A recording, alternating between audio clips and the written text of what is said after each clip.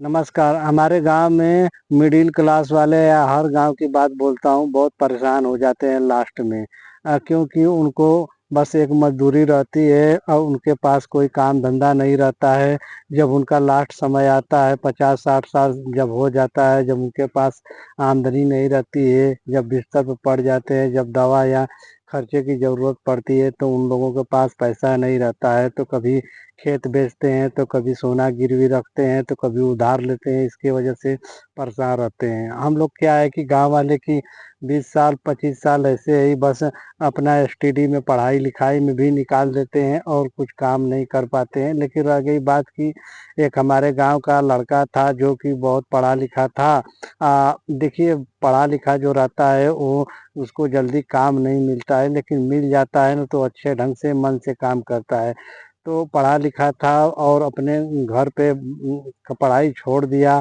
जितना हो सका उतना पढ़ा, जो घर में घूमने लगा, इधर उधर उठने बैठने लगा, तो घर वाले भी बोलने लगे बस खाता पीता रहता है, हराम का, कोई काम का नहीं करता है।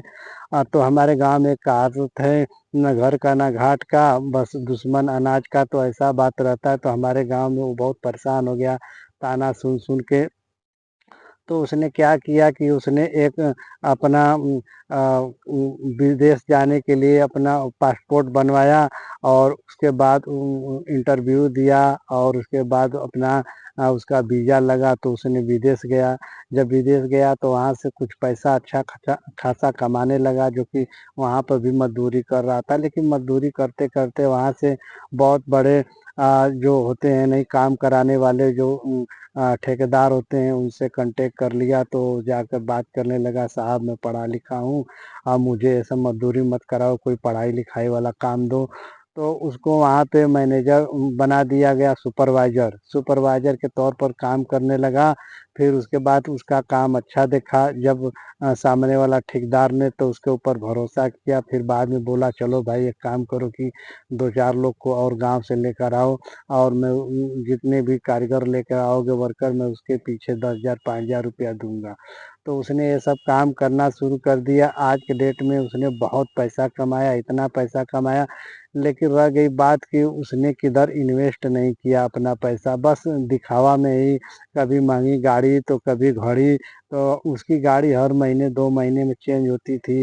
उसका घर का डिजाइन अच्छा नहीं रहता था, तो डिजाइन जो कि चेंज करता था। इसी तरह उसका पैसा ख़त्म हो गया। लेकिन पढ़ा लिखा था, लेकिन फाइनेंस का उसे जानकारी नहीं थी। तो इसी तरह वो बीतता गया।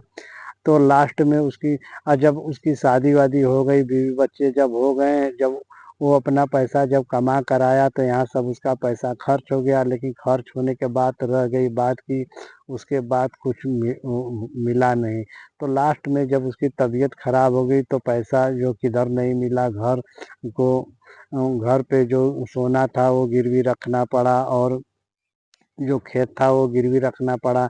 लेकिन जो पैसा कमाया था उसको समझ में नहीं आया, वो सब उल्टा पुल्टा खर्च किया। तो मैं आप लोगों को बता देना चाहता हूँ कि आप पहले से ही आप इस जानकार रखो फाइनेंस की, कहाँ पैसा इन्वेस्ट करें, किस काम में लगाए कि हमारा पैसा सोते हुए भी चौबीसों घंटा काम करे।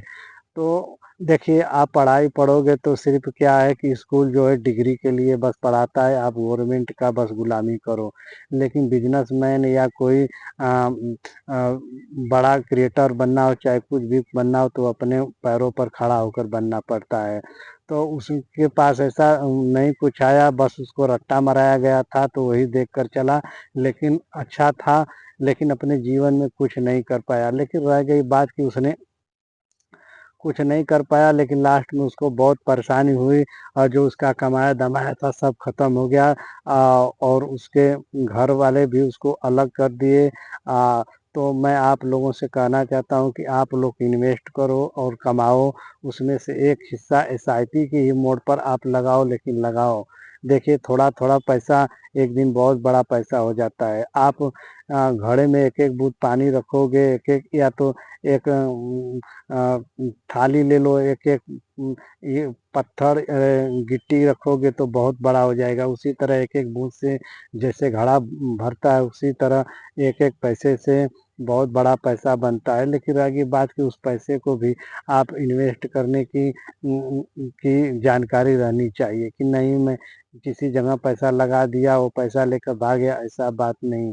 जहाँ से आपको लिखित मिले, ठोस जानकारी मिले, वहीं पर आप पैसा लगाओ ताकि आपका पैसा बिल्कुल सुरक्षित रहे। तो यही तक रहने देते हैं, तब तक के लिए नमस्कार। आप मेरे वीडियो को लाइक, शेयर, सब्सक्राइब करते रहिएगा। धन्यवाद।